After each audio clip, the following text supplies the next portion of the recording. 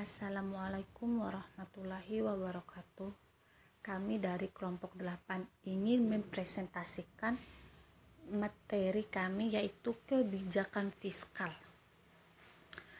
Dengan saya sendiri, Raudatul Farhati, NIM 19050015 sebagai pemateri pertama.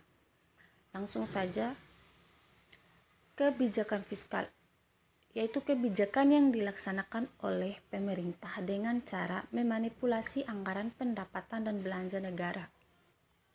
Artinya, pemerintah dapat meningkatkan atau menurunkan pendapatan negara atau belanja negara dengan tujuan untuk mempengaruhi tinggi rendahnya tingkat pendapatan nasional. Kebijakan fiskal adalah kebijakan pemerintah dalam bidang anggaran dan belanja negara yang bertujuan untuk mempengaruhi jalannya perekonomian. Kebijakan fiskal bukan semata-mata kebijakan di bidang perpajakan, akan tetapi menyangkut bagaimana mengelola pemasukan dan pengeluaran negara untuk mempengaruhi perekonomian. Jenis kebijakan fiskal. Kebijakan fiskal diskresioner atau menyangkut kebijakan anggaran belanja, surplus, atau defisit, dan kebijakan fiskal penstabil otomatis berupa pajak, asuransi, pengangguran, dan kebijakan harga minimum.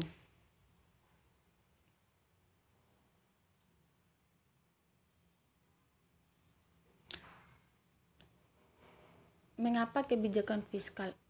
Semakin diperlukannya peran pemerintah dalam perekonomian. Kegagalan kebijakan moneter menangani ketidakstabilan ekonomi, terutama yang berhubungan dengan ketenagakerjaan atau pengangguran terbuka, semakin meningkat. Pembagian dan distribusi pendapatan sebagian besar terkonsentrasi pada kelompok tertentu yang mendom. Fungsi kebijakan fiskal ada 3, yaitu fungsi alokasi, fungsi distribusi, dan fungsi stabilisasi. Tujuan kebijakan fiskal mencapai stabilitas perekonomian, kedua memacu dan mendorong terjadinya pertumbuhan ekonomi, ketiga memperluas dan menciptakan lapangan kerja, keempat menciptakan terwujudnya keadilan sosial bagi masyarakat, kelima mewujudkan pendistribusian dan pemerataan pendapatan, keenam mencegah pengangguran dan menstabilkan harga. Baiklah, sekian materi. Bismillahirrahmanirrahim. Assalamualaikum warahmatullahi wabarakatuh. Nama saya Izhar.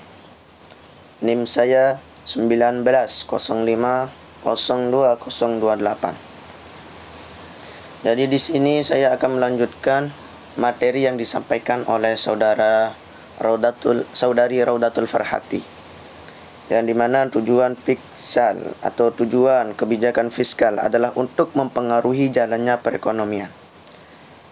Hal ini dilakukan dengan jalan memperbesar dan memperkecil dengan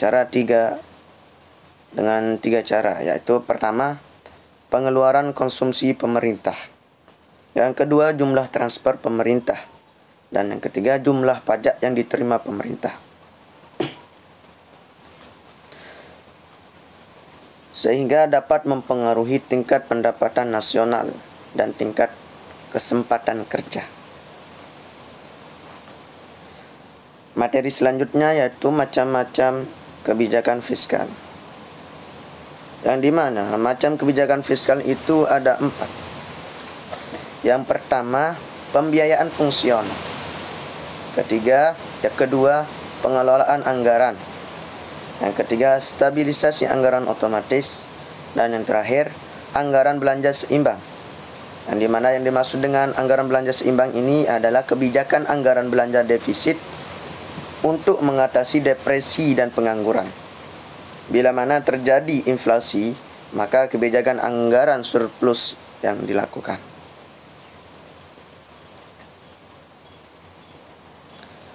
Materi selanjutnya itu permasalahan umum dalam kegiatan ekonomi adalah inflasi. Inflasi adalah jumlah uang beredar di masyarakat yang besar dibandingkan jumlah barang dan jasa, akan menyebabkan kenaikan harga barang. Cara-cara dalam menghadapi inflasi melalui kebijakan fiskal antara lain sebagai berikut. Yang pertama, Bank Indonesia sebagai bank sentral yang memiliki otoritas keuangan akan berusaha mengurangi jumlah uang yang beredar di masyarakat. Yang kedua, mengupayakan peningkatan produksi. Materi selanjutnya, keputusan mengatasi inflasi melalui kebijakan fiskal. Yang pertama, mengurangi anggaran pengeluaran pemerintah dengan mengoptimalkan pos-pos vital. Yang kedua, meningkatkan perolehan pajak melalui upaya peningkatan kesadaran pajak masyarakat, serta pengenaan tarif pajak yang tinggi untuk beberapa komponen pajak yang dianggap perlu. Yang ketiga, melakukan pinjaman pemerintah guna menutup kekurangan yang ada. Akan tetapi, sifat dari pinjaman yang dilakukan pemerintah hanyalah sebagai pelengkap dalam proses pembangunan. Materi selanjutnya yaitu tentang macam-macam kebijakan fiskal. Macam-macam kebijakan fiskal ini dibagi menjadi dua. Yang pertama berdasarkan segi teorinya, dan yang kedua berdasarkan jumlah penerimaan dan pengeluaran. Nah, materi macam-macam kebijakan fiskal ini akan dijelaskan oleh saudara Sulhandiki. Ya, demikian dari saya. Terima kasih.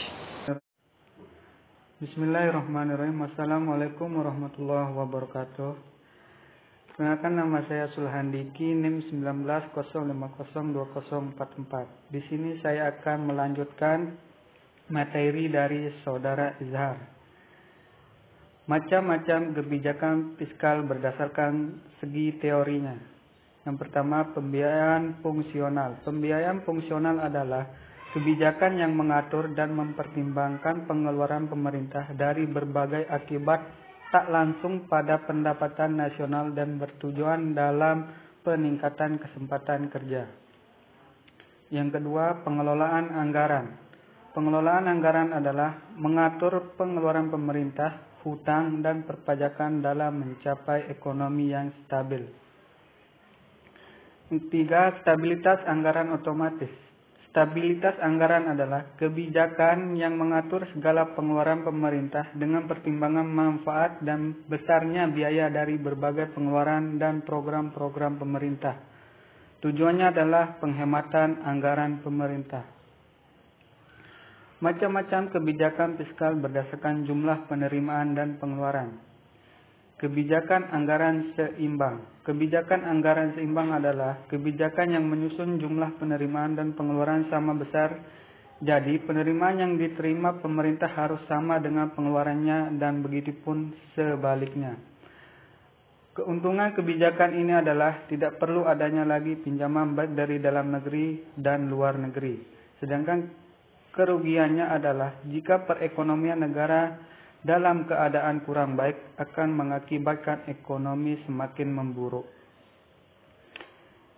Kebijakan anggaran surplus. Kebijakan anggaran surplus adalah kebijakan yang disusun dengan pendapatan atau penerimaan harus lebih besar daripada pengeluaran atau pengeluaran dengan sedikit tetapi pendapatan atau penerimaan banyak. Ini digunakan untuk mencegah inflasi. Kebijakan anggaran defisit. Kebijakan anggaran defisit adalah kebijakan yang disusun dengan cara pengeluaran lebih besar daripada penerimaan atau pendapatan. Ini merupakan kebalikan dari kebijakan anggaran surplus. Kebijakan anggaran defisit dilakukan untuk mengurangi depresi dan kelesungan dalam meningkatkan pertumbuhan ekonomi tetapi menyebabkan kekurangan anggaran. Kebijakan anggaran dinamis. Kebijakan anggaran dinamis adalah kebijakan yang disusun dengan cara jumlah pengeluaran dan penerimaan sama besar dan lama-kelamaan jumlahnya makin bertambah. Kebijakan ini dilakukan untuk mengatasi kebutuhan yang terus bertambah sehingga dibutuhkan jumlah yang besar.